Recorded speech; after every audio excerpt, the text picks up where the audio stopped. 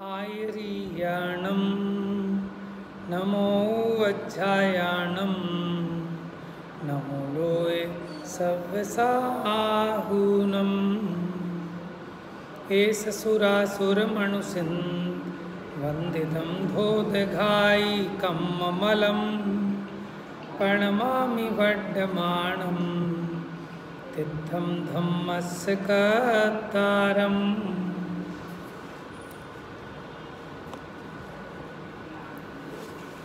आज अपना 99 नंबर की गाथा प्रारंभ होगी। पेज नंबर 186 प्रवचन सारजी ग्रंथाधिराज गाथा नंबर 99। तो यहाँ अब तक चर्चा ये हुई पीछे गाथा में कि द्रव्य अपने स्वभाव से सत है और जो ऐसा नहीं मानता वो परसमय है, मिथ्या दृष्टि है। अब ये बतलाते हैं कि द्रव्य माने वस्तु, पदार्थ, उत्पाद व्यय द्रव्यात्मक होने पर भी द्रव्य सत है। वो उत्पाद व्यय द्रव्य वाला है फिर भी सत है। देखिए गाथा पढ़ेंगे। सद वट्ठिदम, वट्ठिदम, देखो ट आधा है और ठ पूरा है, तो सद वट्ठिदम, सद वट्ठिदम यानी सदवस्थितम, सहावे, हाँ, दव्वम, दव्वस, जो ही परिणामो, अत्थेसु सो सहावो, ठिदि संभव नास संबद्धो। पहले थोड़ा सा अर्थ समझ लो फिर पढ़ेंगे। तो यहाँ कहते हैं सद वट्ठिदम सहावे। सद माने सत, वट्ठिदम माने अवस्थित रहना, सत रूप से अवस्थित रहना। सहावे, सहावे माने स्वभाव है किसका? दव्वम माने द्रव्य का स्वभाव है। क्या? कि सत रूप से अवस्थित रहना ये द्रव्य का स्वभाव है।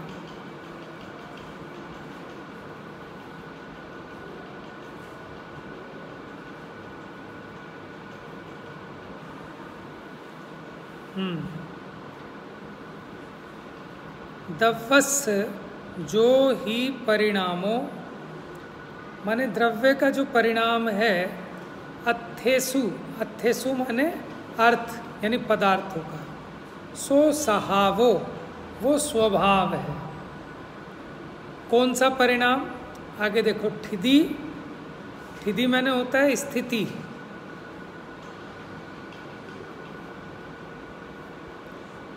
ठीक है, ठिदि माने स्थिति। संभव नाश, देखो ठिदि स्थिति माने हो गया द्रव्य, संभव माने हो गया होना। भू धातु से बनता है भव, तो संभव माने होना यानी उत्पाद। और नाश, नाश माने व्यय। संबद्धो यानी जो संबद्धित है, यानी उत्पाद व्यय द्रव्य।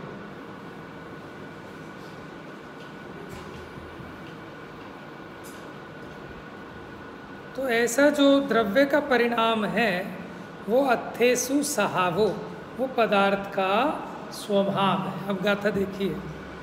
सदवट्ठिदम सहावे, दव्वम दव्वस जो ही परिणामो, अत्थेसु सहावो,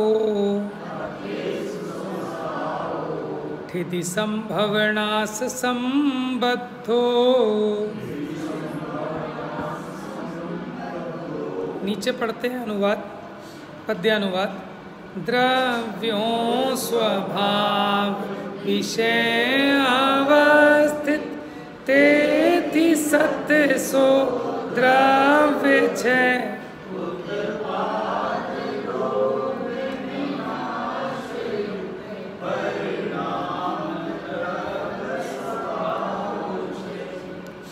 देखो, स्वभाव में अवस्थित द्रव्य सत है, माने जो भी वस्तु हैं वो सब अपने अपने भाव में रहती हैं, पर के भाव में जाती नहीं।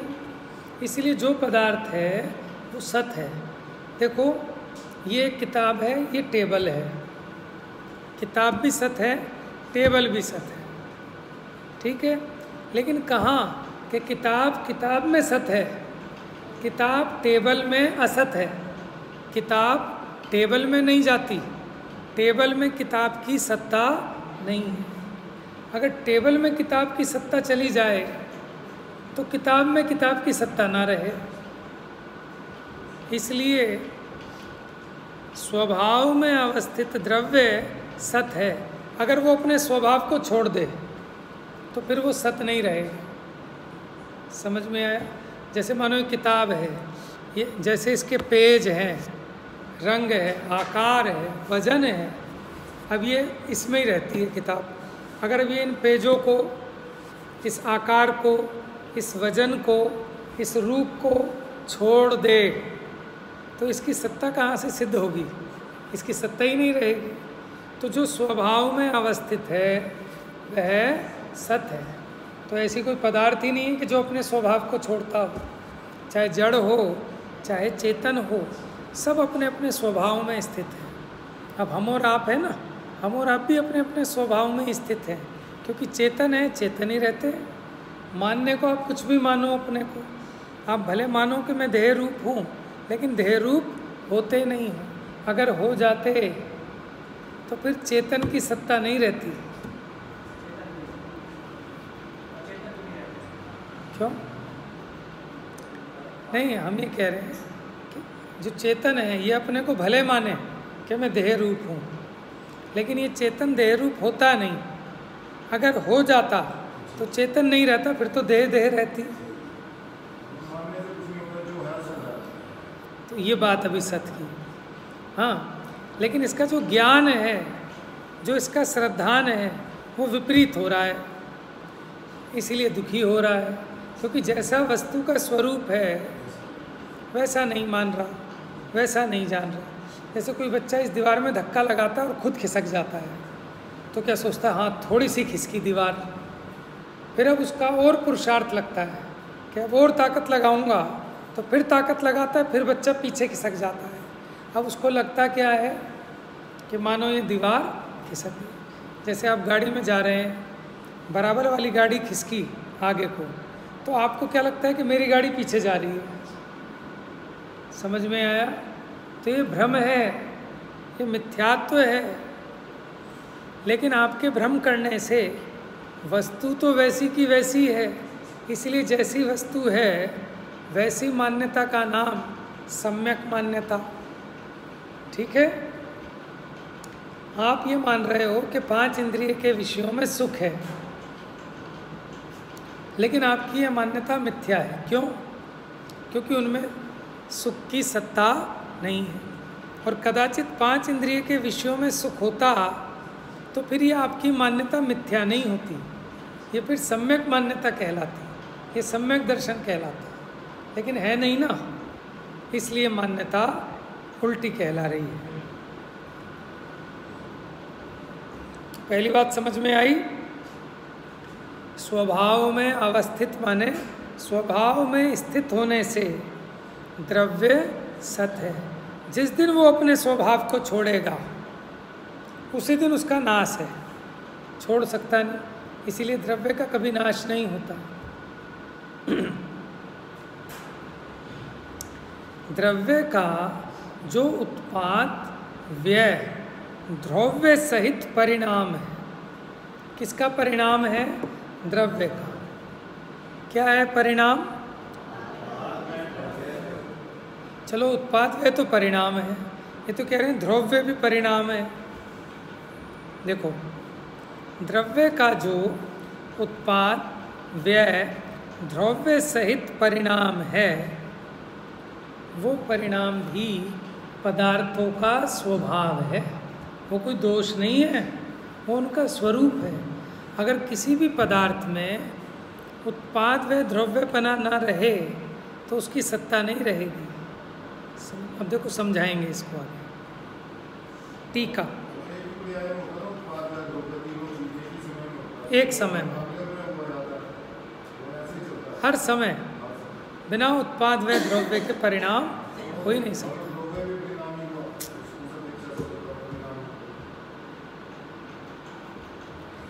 यहाँ विश्व में स्वभाव में नित्य अवस्थित होने से द्रव्य सत है, क्योंकि प्रत्येक द्रव्य अपने अपने स्वरूप को नहीं छोड़ता, इसलिए द्रव्य सत है। स्वभाव, अब वो पहले कहा ना कि स्वभाव में स्थित है, कि वो स्वभाव क्या है कि जिसमें वो स्थित है, कि वो स्वभाव है उत्पाद व द्रव्य रूप परिणाम। कोई भी द्रव्य अपने उत्पाद व द्रव्य परिणाम को नहीं छोड़ता, सदा उत्पाद व द्रव्य परिणाम में स्थित रहता है, इसलिए वो सत है। देखो दो बातें आई कि जो अपने स्वभाव में स्थित है वो सत है। अच्छा, आपने कहा स्वभाव में, और वो स्वभाव क्या है? उत्पाद व द्रव्य सहित परिणाम, वो स्वभाव है। देखो ये स्वभाव किसे कह रहे हैं, गजब की बात है। उत्पाद व द्रव्य सहित परिणाम वो स्वभाव है सभी की बात है। अभी खाली आत्मा की बात नहीं चल रही, क्योंकि ज्ञान के गेट तो सभी द्रव्य हैं।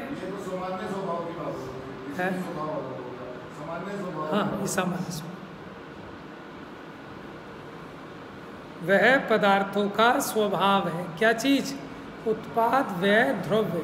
हमें क्या लगता है कि द्रव्य तो है स्वभाव और उत्पाद व है विभाव, लेकिन आचार्य क्या कह रहे हैं? उत्पाद व द्रव्य ये पदार्थ का स्वभाव है, और जो अपने इस स्वभाव में स्थित रहता है वो सत है, तभी तक उसकी सत्ता है। विभाव हो नहीं सकता, स्वभाव ही हो सकता है। विभाव होगा तो फिर कभी छूट जाएगा उत्पाद का द्रव्य। देखो समझना, एक ऐसी विवक्षा आती है स्वभाव मैंने वीतराग भाव, सम्यक दर्शन, केवल ज्ञान, ये स्वभाव है। तो हाँ, तो फिर मिथ्यात्व ये विभाव हो गया, मोह राग द्वेष ये विभाव हो गया। लेकिन अभी उस स्वभाव विभाव की बात नहीं है, यहाँ अभी सभी द्रव्यों की मुख्यता से, सामान्यता से बात चल रही है कि प्रत्येक द्रव्य अपने स्वभाव को नहीं छोड़ता, माने अपने उत्पाद व द्रव्य ऐसा जो परिणाम है उस रूप परिणमित होता है, उसको नहीं छोड़ता, और जो अपने ऐसे स्वभाव में स्थित है वो सत है। ठीक है, अभी इतनी बात।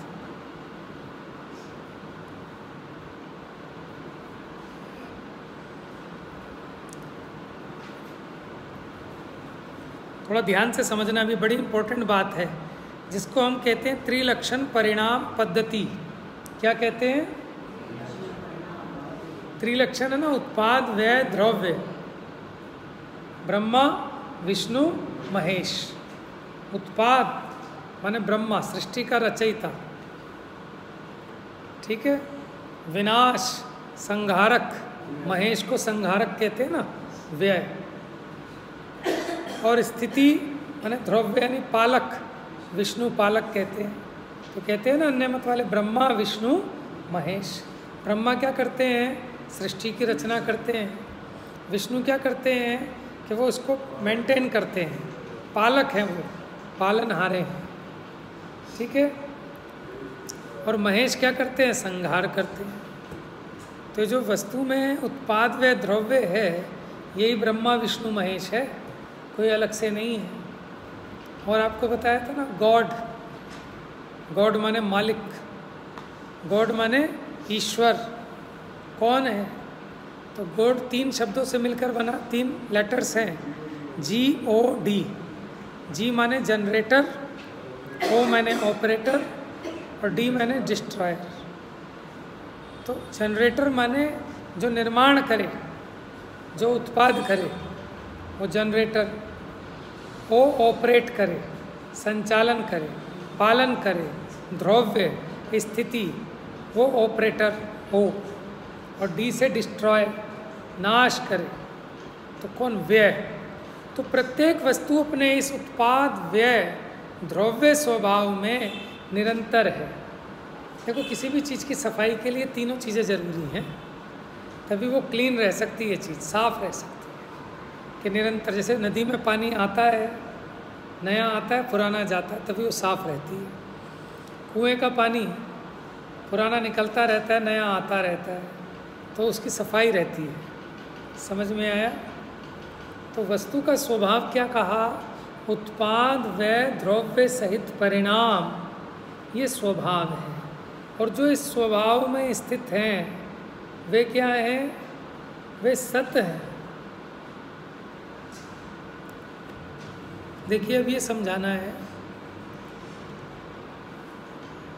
चार चीज़ें होती हैं, द्रव्य, क्षेत्र, काल, भाव। अभी हमें दो चीज़ें समझनी है, क्षेत्र और काल। जो उत्पाद व द्रव्य है, ये द्रव्य रूप है, क्षेत्र रूप है, काल रूप है कि भाव रूप है? सोच के बताना।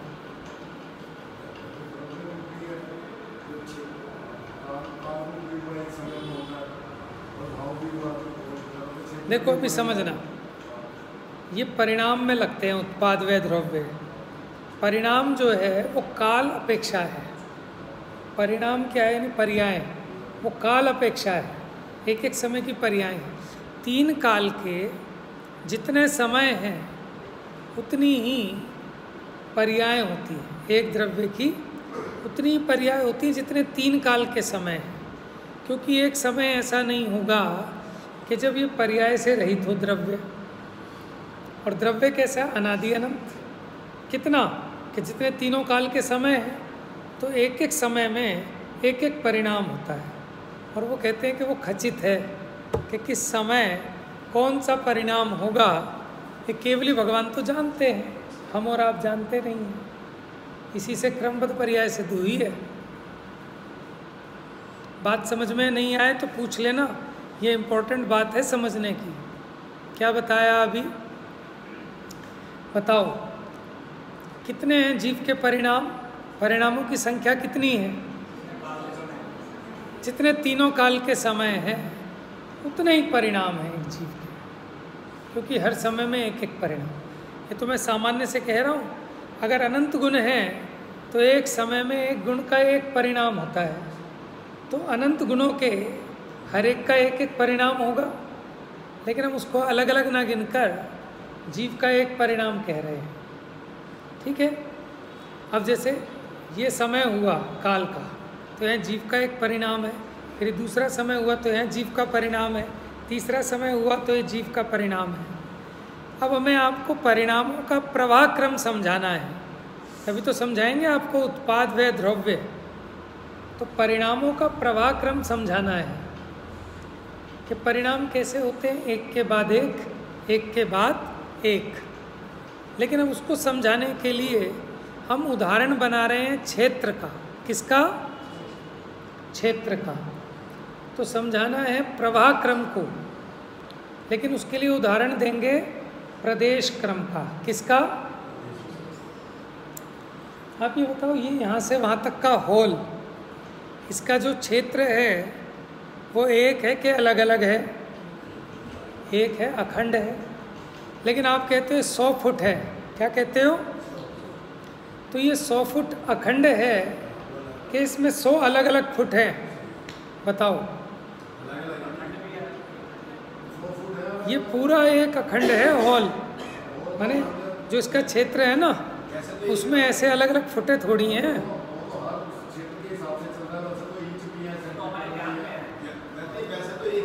तो ये तो हमने आपको समझाने के लिए कल्पना की है। अगर मैं 100 फुट ना कहूँ, 100 फुट में कितने मीटर होते हैं? लगभग 3 फुट में 1 मीटर होता है क्या? लगभग 30 मीटर। अब अगर मैं आपको 30 मीटर कहूँ तो क्या इसमें ऐसे 30 मीटर हैं क्या? मीटर वो होता है ना जिससे कपड़ा नापते हैं, तो ऐसे इसमें भेद है क्या? लेकिन ऐसी अंशकल्पना हो सकती है कि नहीं हो सकती? चाहे आप फुट में करो, चाहे इंच में करो, चाहे मीटर में करो। बात समझ में आ रही है? वैसे तो ये क्षेत्र अखंड है, बात समझ में। ऐसे ही वस्तु अनादि अनंत है। कैसी है वस्तु? कैसी है?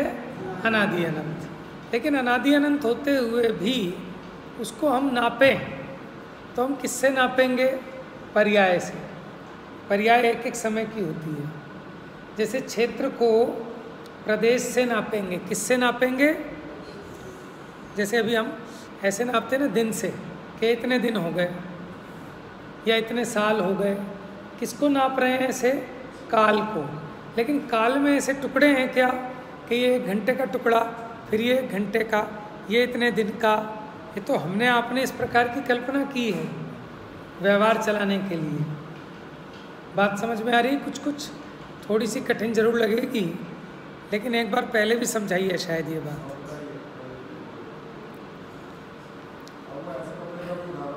हाँ हाँ, चौड़ाई बताने की। संडे के बाद मंडे आता है, मंडे के बाद ट्यूसडे आता है। तो ऐसे कोई भेद है क्या काल के प्रवाह में कि यहाँ से यहाँ तक के? तो हमने बनाए हैं, समझ में है? समझने के लिए तो हम कहते हैं भैया 40 दिन हो गए। समझ में आ रहा है? तो ऐसे ही वस्तु क्षेत्र की अपेक्षा भी अखंड है और काल की अपेक्षा भी अखंड है। लेकिन इसका क्षेत्र कितना है तो उसको समझाया प्रदेशों से। क्षेत्र को मापने की सबसे छोटी इकाई प्रदेश है और काल को मापने की सबसे छोटी इकाई समय है। समय समय से नापेंगे कितने समय का, तो कहेंगे आत्मा कितने समय का है? अनादि अनंत है। जितने 3 काल के समय है तो कभी ख़त्म ही नहीं होंगे, तो आत्मा भी कभी ख़त्म होने वाला नहीं है, हर समय परिणमता रहेगा। अब देखो थोड़ा थोड़ा समझ में आएगा, शब्द थोड़े नए हैं। जैसे द्रव्य का वास्तु, वास्तु किसे कहते हैं? वास्तु माने होता है क्षेत्र। वास्तु माने क्या? ये जो होते हैं ना वास्तुशास्त्र, तो वो उनका क्षेत्र संबंधी शास्त्र है कि इधर इस क्षेत्र में ये होना चाहिए, लैट्रिन यहाँ होनी चाहिए, रसोई यहाँ होनी चाहिए, पूजा का आला यहाँ होना चाहिए। ये क्षेत्र संबंधी जो उनका विज्ञान है वो वास्तु कहलाता है। तो द्रव्य का वास्तु माने द्रव्य का अपना क्षेत्र समग्र पने द्वारा एक होने पर भी, जैसे आत्मा का क्षेत्र देखो, आत्मा कितना है? असंख्यात प्रदेशी, लेकिन अखंड है ना। असंख्यात प्रदेश ऐसे अलग अलग तो नहीं है, पूरा आत्मा अखंड है। देखो जो आप थान लाए वो तो पूरा अखंड है, लेकिन आप उसको नाप के कहते हो 100 मीटर। तो 100 मीटर के कोई टुकड़े हैं कि उसमें अलग अलग 100 मीटर की सांद पड़ी हो कि आप कहते हो 100 मीटर है? तो वस्तु तो पूरी एक अखंड है क्षेत्र की अपेक्षा। फिर भी देखना जरा शब्द ध्यान से, बिल्कुल याद रखने जैसे हैं। विस्तार क्रम में प्रवर्तमान, उसके जो सूक्ष्म अंश हैं वे प्रदेश हैं। मिल गया? ऊपर विस्तार क्रम में प्रवर्तमान, उसके जो सूक्ष्म अंश हैं वे प्रदेश हैं। देखो इसी पे समझो पहले, ये जो होल है ना, इसकी जो जमीन यहाँ से वहाँ तक 100 फुट है, तो 100 फुट कब हुए कि जब आप यहाँ से नापें, आगे आगे बढ़ते जाएं नापते नापते। लेकिन नापने के लिए कोई ना कोई छोटी इकाई चाहिए। जैसे आप मीटर में नाप रहे हो, फुट में नाप रहे हो, तो सबसे छोटी इकाई है प्रदेश। क्या है? प्रदेश। अब अगर ये सारा एक प्रदेशी हो, ठीक है, तब तो किसी भी चीज़ की लंबाई बनी नहीं सकती। तो कैसे प्रदेश? जैसे 1, 2, आप उंगली रख रख के ऐसे गिनो, 1 प्रदेश, 2 प्रदेश, 3 प्रदेश, 4 प्रदेश, 5 प्रदेश, ऐसे गिनोगे ना, तो इसको कह रहे हैं विस्तार क्रम में। ये विस्तार क्रम में बढ़ रहे हैं ना आगे, विस्तार क्रम में प्रवर्तमान, उस वास्तु के माने उस क्षेत्र के जो सूक्ष्म अंश हैं वे प्रदेश हैं। यानी देखो, ये वाला अंश इस वाले अंश रूप नहीं होता, ये वाला अंश इस अंश रूप नहीं होता। अगर हो जाता तो फिर इतना लंबा होल नहीं होता, ये सिमट के इतना सा हो जाता। समझ में आया? तो ये जो वास्तु है, इसके विस्तार क्रम में, माने इसकी यहाँ से यहाँ तक जो विस्तार है, फैलाव है, उसमें प्रवर्तमान जो सूक्ष्म अंश हैं वे प्रदेश हैं। प्रदेश क्या है कि जो क्षेत्र की लंबाई है उसको नापने के लिए उसके जो सूक्ष्म अंश हैं वो प्रदेश हैं। अब आगे देखो, इसी प्रकार, ये तो उदाहरण था, उदाहरण ही अपने आप में कठिन है क्योंकि विषय ऐसा है। इसी प्रकार द्रव्य की वृत्ति, वृत्ति माने उसका परिणमन, वर्तना, समग्र पने द्वारा एक होने पर भी, यानी अनादि अनंत वस्तु तो एक ही है, फिर भी प्रवाह क्रम में प्रवर्तमान। वहाँ था विस्तार क्रम, क्योंकि जब लंबाई में नापेंगे तो उसको विस्तार क्रम कहते हैं, और ये जो काल संबंधी परिणमन है इसको कहते हैं प्रवाह क्रम। हम एक लाइन खींच के देख सकते हैं दोनों को, कि एक तो हम बता रहे हैं वास्तु, ठीक है, यानी क्षेत्र की बात, और एक बता रहे हैं काल की बात। उसके सूक्ष्म अंश प्रदेश हैं, इसके सूक्ष्म अंश क्या हैं? समय अथवा परिणाम कह रहे हैं। द्रव्य की वृत्ति समग्र पने द्वारा एक होने पर भी प्रवाह क्रम में प्रवर्तमान उसके जो सूक्ष्म अंश हैं वे परिणाम। परिणाम किसको कहते हैं? कि प्रवाह क्रम में प्रवर्तमान जो द्रव्य के सूक्ष्म अंश हैं उनको कहते हैं परिणाम। जैसे विस्तार क्रम का कारण कि ये होल वहाँ से वहाँ तक फैला है, कि क्यों फैला है? कि इनके प्रदेशों का परस्पर व्यतिरेक है, यानी एक प्रदेश दूसरे प्रदेश रूप नहीं होता, दूसरा प्रदेश तीसरे प्रदेश रूप नहीं होता। अगर हो जाते तो फिर ये 1000 प्रदेश ही नहीं रहता, ये एक प्रदेश ही हो जाता। आगे देखो, उसी प्रकार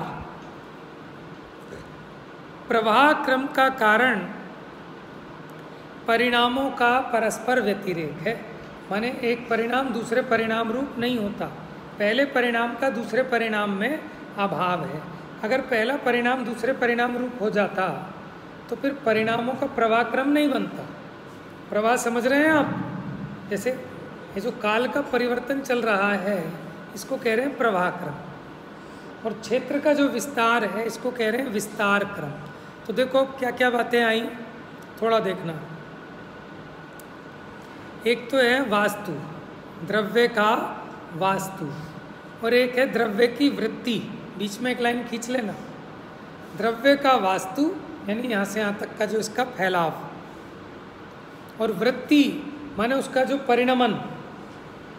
अच्छा, वास्तु को नापने के लिए जो विस्तार क्रम में प्रवर्तमान सूक्ष्म अंश हैं उसको क्या कहा? प्रदेश, ठीक है। और वृत्ति को नापने के लिए उसके प्रवाह क्रम में प्रवर्तमान जो सूक्ष्म अंश हैं उसको क्या कहा? परिणाम। क्या कहा? परिणाम। अच्छा, विस्तार क्रम का कारण प्रदेशों का परस्पर व्यतिरेक है, यानी एक प्रदेश दूसरे प्रदेश रूप नहीं हो तभी तो विस्तार बनता है। उसी प्रकार प्रवाह क्रम का कारण परिणामों का परस्पर व्यतिरेक है। अभी 3 बातें हैं। अब देखो, जो जितनी मेहनत करेगा उसको उतना समझ में आएगा, ठीक है। विषय ऐसे ही है, 2, 4, 6 बार और सुनोगे तो और पक्का हो जाएगा। मोटा मोटा समझ में आ रहा है। एक विस्तार होता है प्रत्येक द्रव्य का, एक प्रवाह होता है जिसको हम क्षेत्र और काल कहते हैं।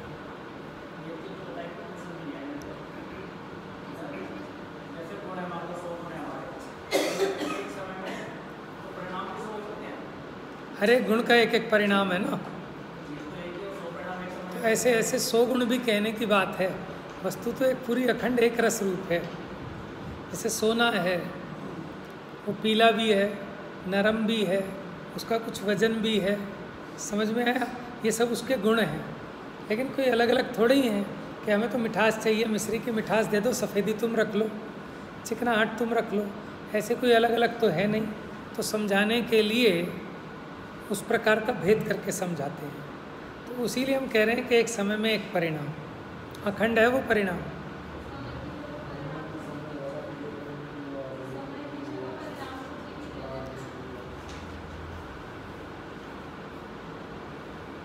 देखो, समय तो काल की यूनिट है।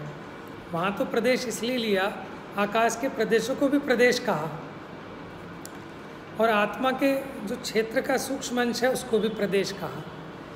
लेकिन यहाँ काल का जो सूक्ष्म अंश है उसको तो समय कहा, लेकिन जो वस्तु है ना, वस्तु के प्रवाह क्रम का जो सूक्ष्म अंश है उसको परिणाम कहा।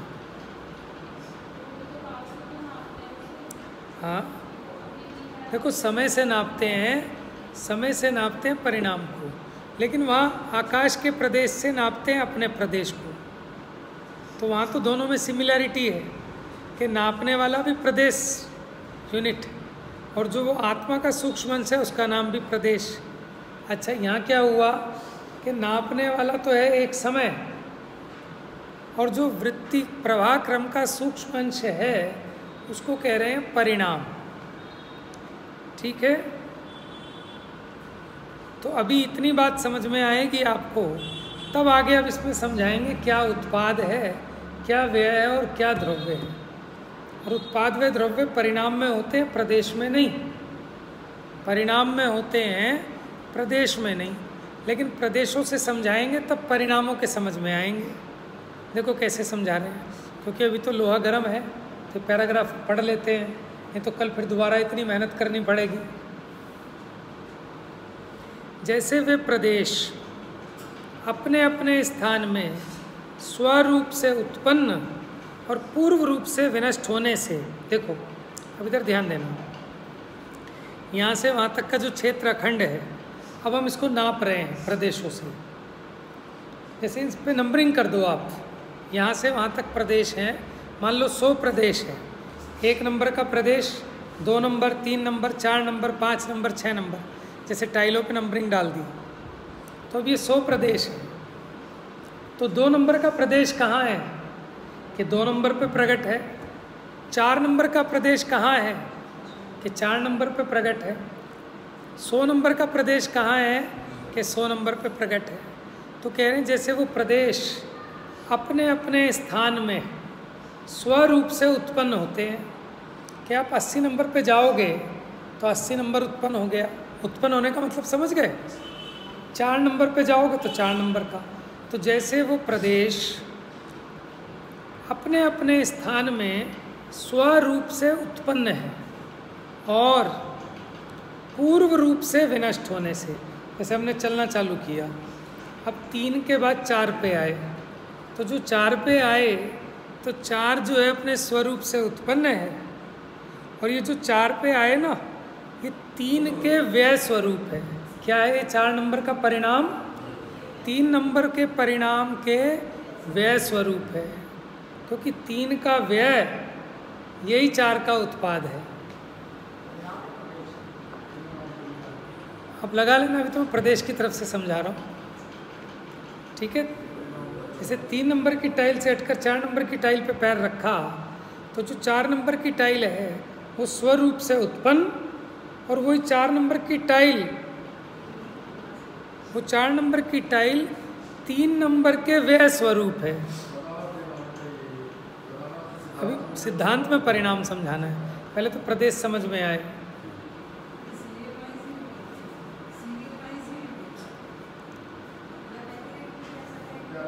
ये तो उदाहरण दे रहा हूँ मैं इसके सीरियल वाइज, ठीक है। मैंने नंबरिंग की है। क्या ऐसा हो सकता है कि 1 नंबर के प्रदेश के बाद 3 नंबर का प्रदेश आ जाए? हो सकता है ऐसा? कौन?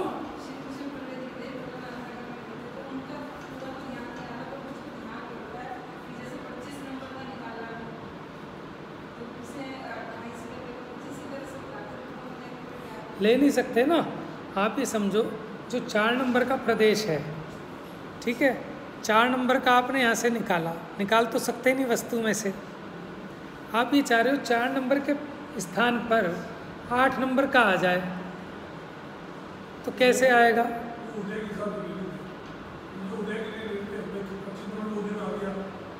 अच्छा, वो अलग चीज़ है, वो अलग चीज़ है, वो तो अलग चीज़ है। कर्मों में होता है कि कर्मों में कोई 28 नंबर, माने 28 नंबर पे था परिणाम, ठीक है, लेकिन जीव के परिणामों के निमित्त से वो जो भी 28 मिनट बाद उदय में आना था वो अभी आकर उदय में आ गया, वो अलग चीज़ है। वहाँ तो होता है, उसको कहते हैं उत्कर्षण अपकर्षण, वो कर्मों में तो होता है, उसकी स्थिति घटना बढ़ना, ठीक है, अभी वो चर्चा नहीं। अभी वस्तु का जो परिणमन है अनादि निधन, उसकी चर्चा कर रहे हैं। देखो, जैसे वे प्रदेश अपने अपने स्थान में स्वरूप से उत्पन्न और पूर्व रूप से विनष्ट होने से तथा सर्वत्र परस्पर अनुस्यूति से रचित, और सभी जितने भी प्रदेश हैं वो अपने अपने स्थान में अनुस्यूति से रचित है, ना कोई उत्पन्न हो रहा ना कोई नष्ट हो रहा। बात समझ में आ रही है? 1 नंबर का 1 नंबर में, 2 नंबर का 2 नंबर, 100 नंबर का 100 नंबर में। लेकिन जब आप चलते हैं 3 से 4 नंबर पे आए तो क्या कहा जाएगा? 4 नंबर का उत्पाद हो गया और 3 का व्यय हो गया। तो वो जो 4 नंबर का परिणाम है उसी समय पकड़ो। 4 नंबर के परिणाम में 4 की अपेक्षा उत्पाद, और 4 नंबर के परिणाम में ही 3 के व्यय स्वरूप, और वहीं देखो तो सभी प्रदेश अपने अपने स्थानों पर अपने अपने ना उत्पन्न हो रहे ना नष्ट हो रहे, अपने अपने 100 नंबर का प्रदेश 100 नंबर पर है, 6 नंबर का प्रदेश 6 नंबर पर है, तो ना उत्पन्न हुआ ना नष्ट हुआ। इसका नाम है ध्रुव्य। एक समय में तीनों हैं, ये सिद्ध कर रहे हैं। इसको कहते हैं त्रिलक्षण परिणाम पद्धति। लेकिन मैं पैराग्राफ पूरा किए बिना नहीं छोड़ूंगा, क्योंकि दोबारा इतनी मेहनत करने की सामर्थ्य नहीं है। देखो, ये तो उदाहरण हो गया। उसी प्रकार वे परिणाम अपने अपने अवसर में स्वरूप से उत्पन्न और पूर्व रूप से विनष्ट होने से सर्वत्र परस्पर अनुस्यूति से रचित एक प्रभावपने द्वारा अनुत्पन्न अविनष्ट होने से उत्पत्ति संहार द्रव्यात्मक है। अब देखो, जैसे माला है हाथ में, ठीक है, अब वो माला ऐसे फेरते हैं ना, माला सब दानों पर नंबर लगा दिए 1 2 3 4 108 तक। अब हमारे हाथ में मन का फेर रहे हैं, तो 1 के बाद 2, 2 के बाद 3, 3 के बाद 4, ऐसे खिसकेगा ना क्रम से।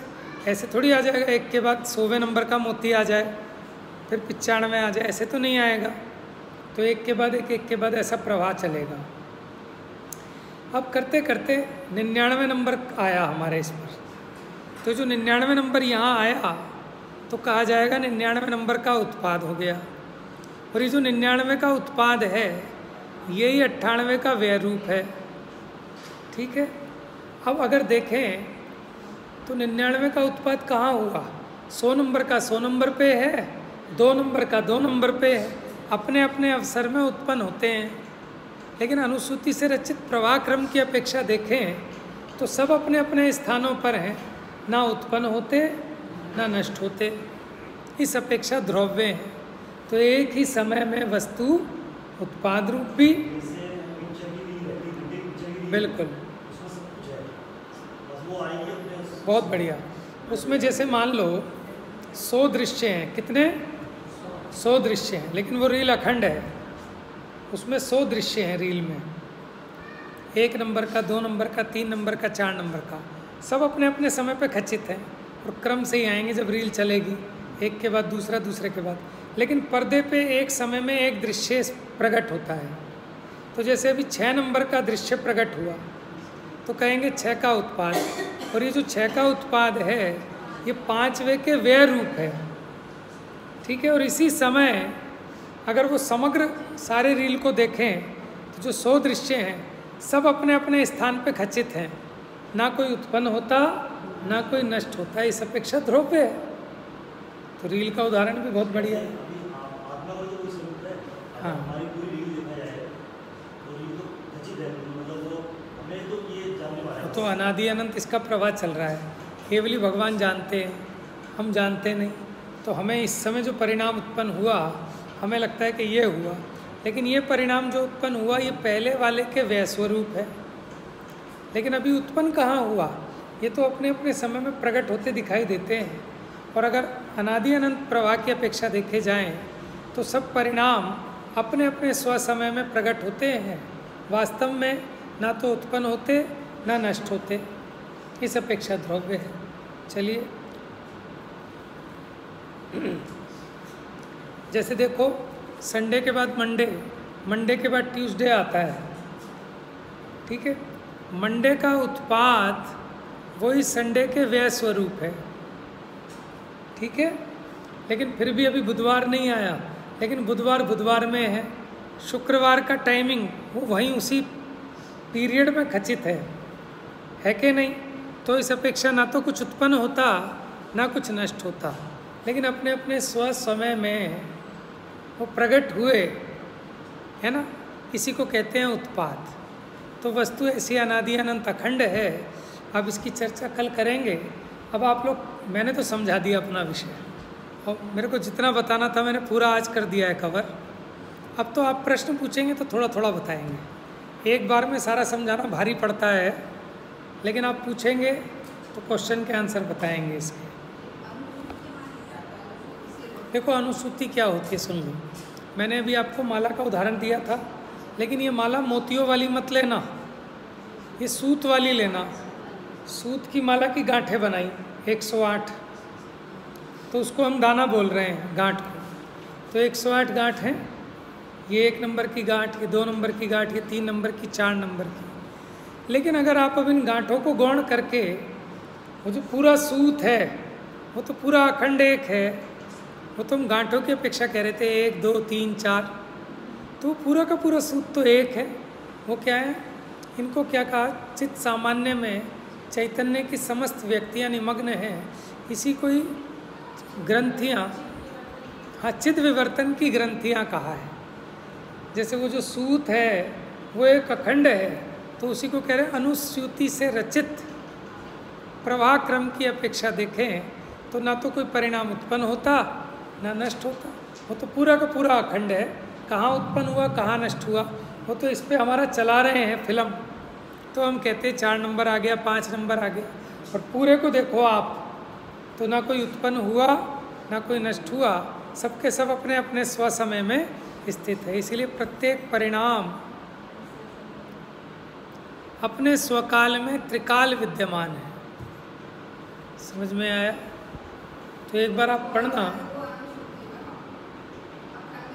अखंडता को, उसको अनुसूति कहा, प्रवाह, पूरा अनादि अनंत प्रवाह है। अनुसूति अन्वय पूर्वक जुड़ान, सर्व परिणाम परस्पर अन्वय पूर्वक गुथित जुड़े होने से वे सब परिणाम एक प्रवाह रूप से हैं। संडे और मंडे के बीच में कोई गैप तो नहीं है ना, तो वो अनुसूति से रचित है। काल का प्रवाह अखंड है, इसी को कह रहे हैं अनुसूति। चलिए शेष चर्चा कल। जा वाणी के ज्ञान से सूझे लो कालो, सो वाणी